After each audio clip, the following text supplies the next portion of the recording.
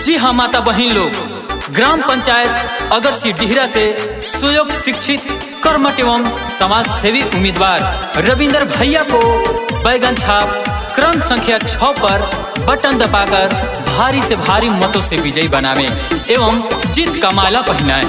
आप सबका अपना चुनाव चिन्ह बैगन छाप।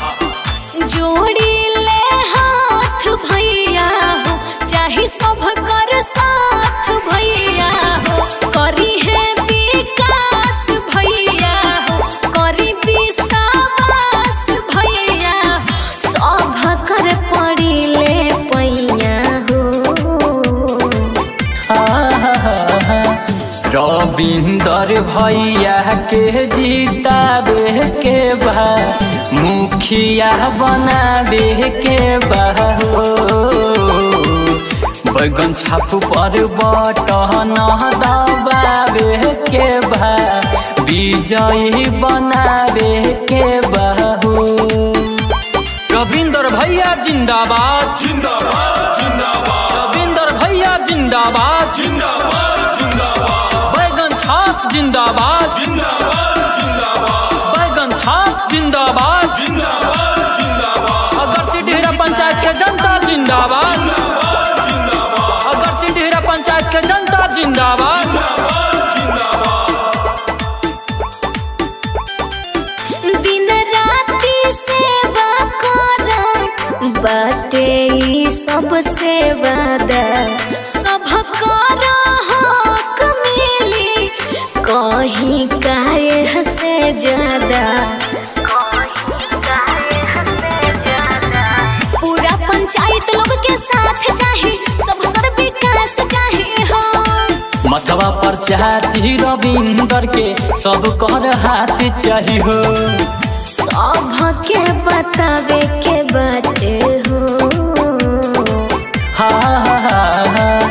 रविंदर भैया के जीताबे के बा, मुखिया बनाबे के बा हो।